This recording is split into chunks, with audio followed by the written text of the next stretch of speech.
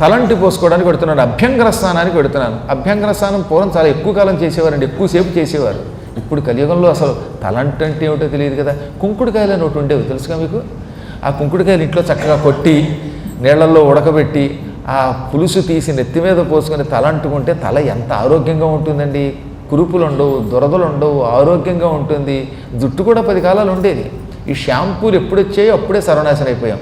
సబ్బులు దానివల్ల జబ్బులు, ఆ తర్వాత షాంపూల వల్ల మనిషి ఇదిగో దాని పేరంటే హాస్పిటల్కి క్యాంప్ వేయడం మొదలుపెట్టాడు. ఇలా సమస్తానికి మూల కారణం మన ప్రగతి. సైన్స్ డెవలప్మెంట్ ఎంత లాభమో అంత నష్టం అన్నమాట. అభ్యంగనం ఆయువుని పెంచుతుంది. అందుకని ఆయుర్వేదం ఏం చెబుతోందంటే ఒళ్ళంతా నలుగు పెట్టుకోవాలి. చక్కగా నువ్వుల నూనె పూసుకుంటే నువ్వుల నూనె మెత్తగా ఉంటుందిట. అందుకని ఆ నువ్వుల నూనె ఒళ్ళంతా పూసుకుని కాసేపు ఆ నూనెలో శరీరాన్ని నాంచాలి. అప్పుడు శనగపిండి, పెసరపిండి ఇవన్నీ కలిపినటువంటి పిండి ఉంటుంది, దాన్ని సున్నిపిండి అంటారు. సున్నిపిండి ఒళ్ళంతా పూసుకుంటే శరీరం సున్నితంగా ఉంటుంది. చర్మం ఎంత మృదువుగా ఉంటుందండి, కోమలంగా ఉంటుంది.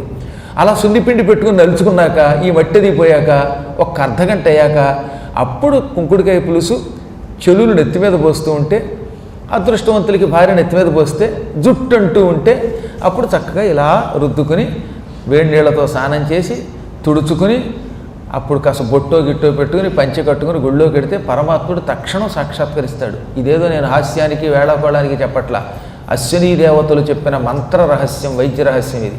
దేవాలయానికి వెళ్లే ముందు ఇలా తలంటుకొని అప్పుడు విభూతియో ఊర్ధ్వపుండ్రములో కుంకుమో ధరించి గుళ్ళోకి వెడితే ఆ పూట ధ్యానం మనకి బాగా సాగుతుంది, భగవద్ దర్శనం తొందరగా అవుతుంది. అందువల్ల అభ్యంగనం వల్ల మనకి బుద్ధి కుశలత, ధారణ పెరుగుతాయి. ధారణ పెరిగితే సమాధిలోకి ఎడతాం, సమాధిలోకి ఎడితే ఈశ్వర కటాక్షం లభిస్తుంది. అప్పుడు ఆయువు పెరుగుతుంది, అంటే నువ్వు మృత్యుంజయుడు అవుతావు. అందుకని అభ్యంగనం ఆయువుని పెంచుతుంది అన్నారు.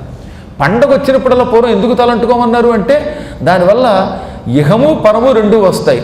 ఇటు శరీరమునకు ఆరోగ్యం, అటు పరమేశ్వర కటాక్షం కూడా లభిస్తాయట. ఇవన్నీ పురాణాల్లోనూ, వైద్య శాస్త్రాల్లోనూ, మంత్రశాస్త్రాల్లోనూ చెప్పారు. నేను ఆశ్చర్యపోయేవాడిని, అసలు మంత్రశాస్త్రంలో ఈ స్నానాల గురించి రాస్తాడేమిటని. స్నానం ఏమిటండి, దంతములు ఎలా తోముకోవాలో రాశాడు. ఇది మహామంత్రశాస్త్రాల్లో. శివుడు పార్వతికి మంత్రతంత్ర రహస్యాలు చెప్పాడు. దానికి వామకేశ్వర తంత్రమని పేరు. అందులో పళ్ళు తోముకోవడానికి ఎంత సమయం కేటాయించాలో చెప్పాడు. కనీసం 21 నిమిషం కేటాయించాలట పళ్ళు తోముకోవడానికి. ముందు ఒక పుల్ల తీసుకోవాలట, గానుగ పుల్ల కానీ లేక వేప పుల్ల కానీ ఇటువంటి పుల్ల తీసుకుని కాసేపు నవలాలట. నవలడానికి కనీసం 6 నిమిషాలు తీసుకోవాలి. నవిలిన తర్వాత మెత్తగా కుంచె అవుతుంది కదా, దాంతో ఈ ముందు పళ్ళు, తర్వాత వెనక వేపు భాగం, పైన ఇవన్నీ తోమాలి. తోమిన తర్వాత అక్కడికి ఒక 10 నిమిషాలు తీసుకో.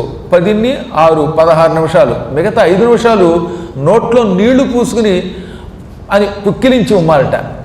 ఆఖరణ అందులో ఉన్నటువంటి పుల్లని 2గా చీల్చి నాలిక బద్దగా చేసుకుని నాలిక తీసుకోవాలట. ఇలా మొత్తం ఇంచుమించుగా 21 నిమిషాలు చెప్పాడు.